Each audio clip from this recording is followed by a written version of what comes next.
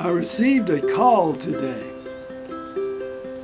and someone wanted to know about baritone ukuleles. And he had a long list of questions. And here are some of the questions and things that he was concerned about.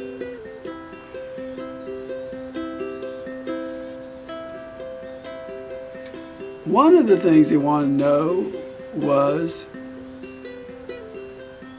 are Grover tuners highly desired on your ukulele? Will they keep your ukulele in tune? And I said, Grover tuners are very nice, but my experience has been almost every ukulele I've ever had keeps its tune pretty well after the first week or so.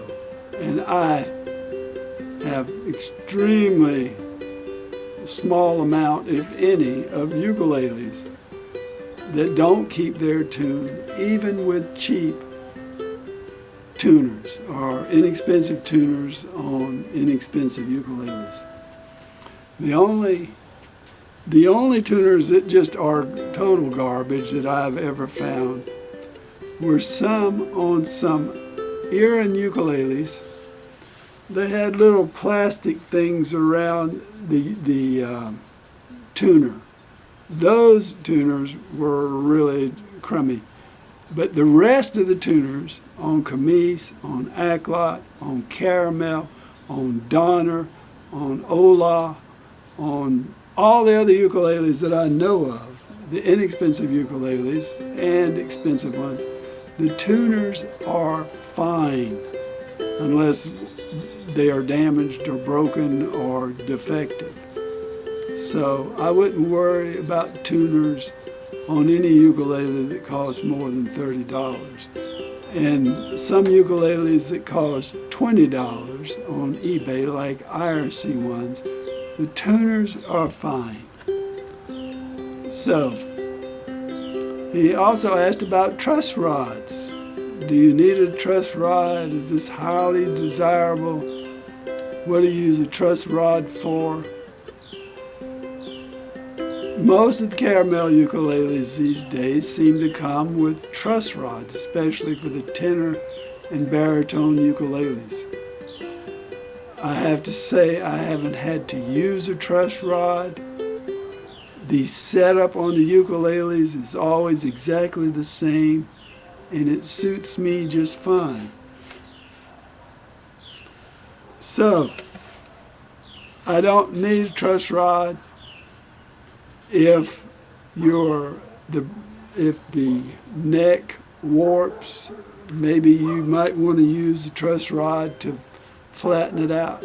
A truss rod is something that just hasn't come up for me as being necessary yet. So I wouldn't shop for a ukulele just because it has a truss rod. I wouldn't anyway.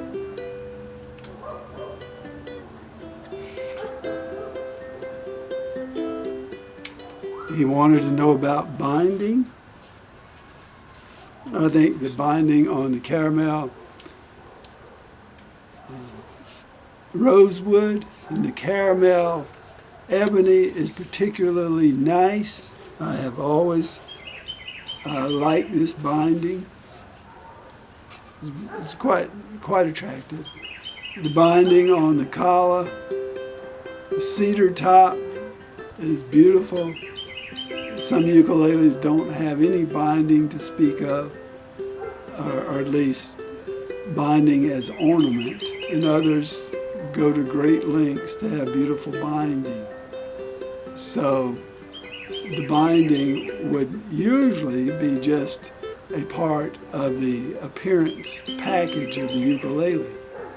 I've heard that some manufacturers make binding that is made out of stronger or better material to protect the ukulele. I'm very careful with my ukuleles. I don't toss them around, so I don't need extra special care on the binding. That's just an appearance thing for me.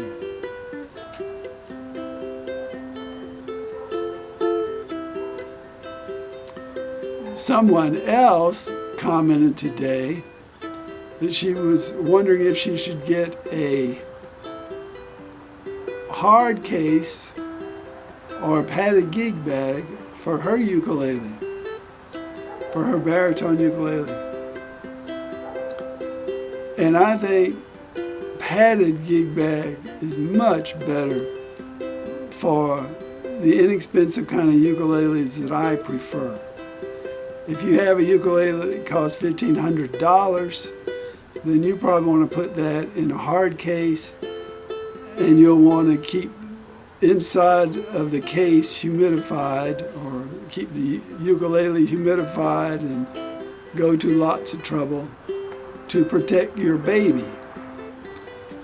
I love my ukuleles, and even the ones that are $150 are priceless to me. But they can get by very nicely. Even my calamango could get by very nicely in a nice padded gig bag. So happened calamango came with a custom built case for it. So I usually keep that when I take it anywhere in the case. But the padded gig bag is especially nice for carrying it to the park, taking it in the car with you anywhere you want to go, unless you're the type of person that's so absent-minded you might drop a bag of groceries on it. But I'd take my ukuleles in their padded gig bags on car trips. So I think that padded gig bag is better. The hard case, I don't much care for.